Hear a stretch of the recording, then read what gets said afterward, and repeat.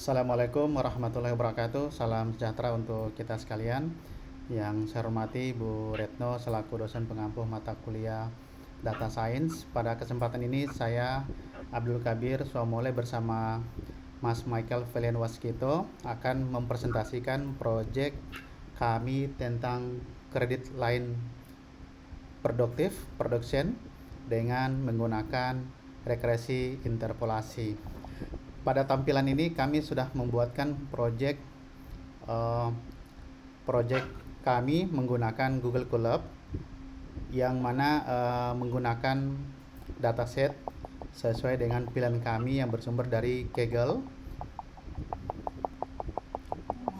Datasetnya ini nama filenya adalah logistik regression.csv sebesar 100 MB, di mana datanya kurang lebih 3.900 sekian data yang berisi tentang data-data kredit seperti lama pembayaran, kemudian tingginya intensitas pembayaran, kemudian lain-lainnya. Kita kembali ke Google Colab.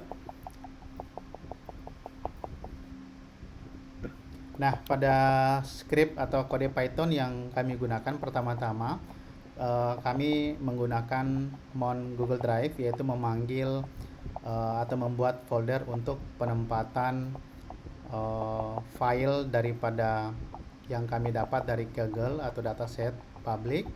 Kemudian tahap kedua, kami melakukan import library, di antaranya ada Pandas, NumPy, Matplotlib, Sklearn Linear Model, Sklearn Model Selection, dan Sklearn Metric. Ini adalah library-library yang nantinya berfungsi untuk mengolah data yang ada dalam logistik regression.csv. Kemudian yang berikut, setelah menggunakan import library, kami harus melakukan load dataset dari Google Drive dengan path yang sudah tersedia dengan ekstensi .csv.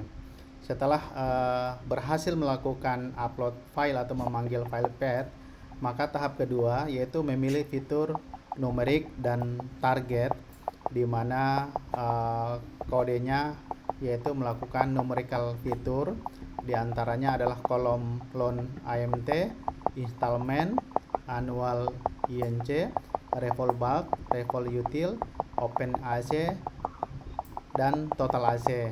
Untuk target, untuk analisisnya yaitu kita menggunakan kolom INT rate. Ya, sekiannya. Selanjutnya akan disampaikan oleh Mas Michael.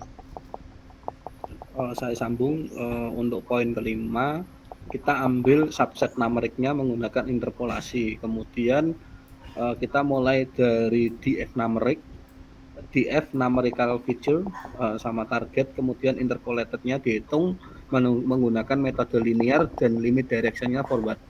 Aksisnya kita setel sebagai di 0 alias 0.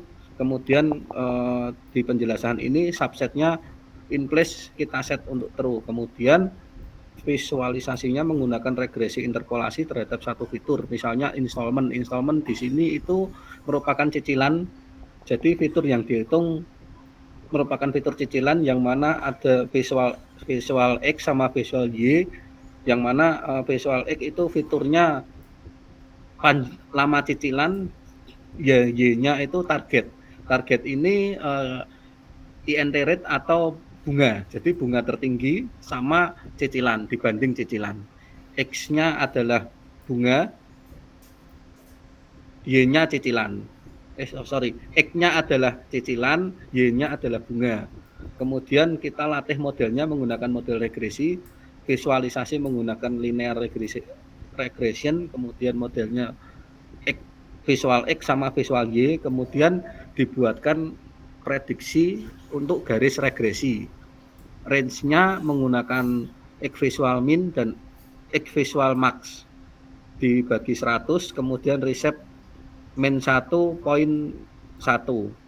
Kemudian kita tampilkan plotnya yang mana menggunakan fixed size 10,6, kemudian scatternya kita setel X-fish, Y-fish, kemudian alpha 0,5, kita labelin dengan label data asli, kemudian ringnya kita setel dengan warna merah, labelnya regresi linear.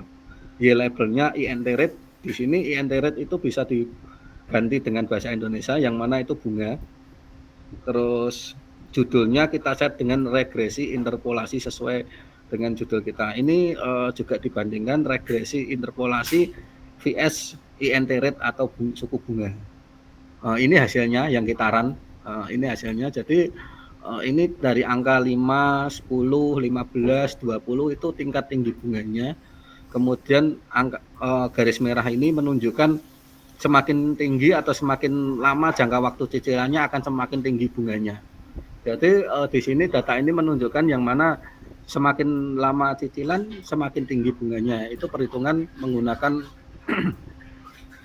regresi interpolasi.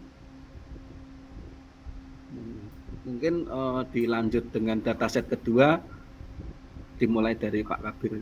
Mungkin dijelaskan Pak Kabir dulu.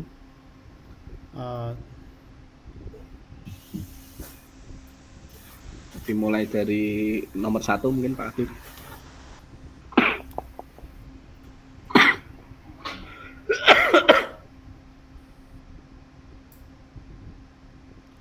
Ya, baik. Dari nomor 1 ini kami melakukan akses dari folder drive. Kemudian tahap kedua kita melakukan import library yang diperlukan untuk analisis data dan model regresi. Kemudian untuk yang ketiga kita meload dataset dari Google Drive. Kemudian tahap keempat yaitu kita melakukan penghapusan baris data atau isi file atau isi kolom yang mengalami duplikat jika ada.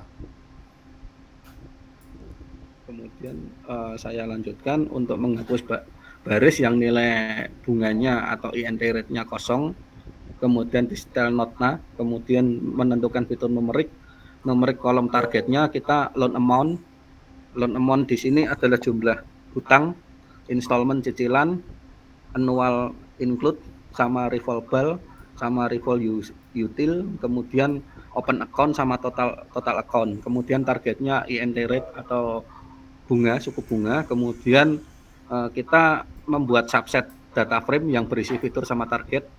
Fiturnya adalah numerical fitur dan target, kemudian konversi semua nilai ke tipe numerik atau float.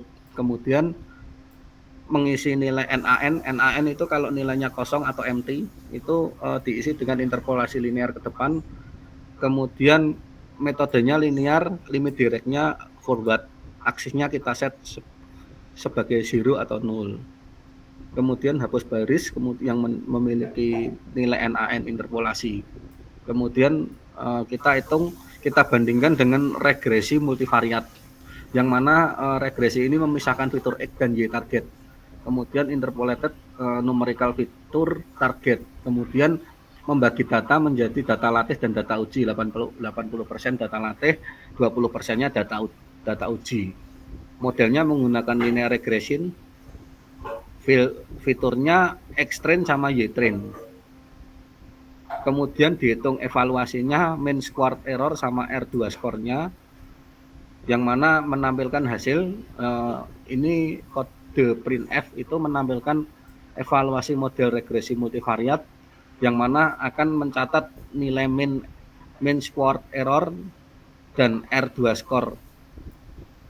Divisualisasikan dalam bentuk fixed size 10,6, Y-test dan prediction test alpha 0,5. Kemudian aktual bunga sama bunga diprediksi, kemudian regresi multivariatnya vs aktual. Ini hasilnya. Di sini perbedaannya dengan yang tadi, di sini kita menampilkan prediksi bunganya yang mana hingga mencatat hingga turun sampai negatif 50. Kemudian dirampingkan untuk data yang 0 kita hilangkan, jadi cuma tampil sampai 30 bunganya. Kemudian dengan nilai cicilan, panjang cicilan sampai 30 juga. Kemudian actual INT rate, kemudian keluar yang namanya mean squared error 17,15 sekian dan R2 skornya 0,1396. Mungkin demikian presentasi dari kelompok kami. Mungkin bila ada salah kata, mungkin mohon maaf. Terima kasih.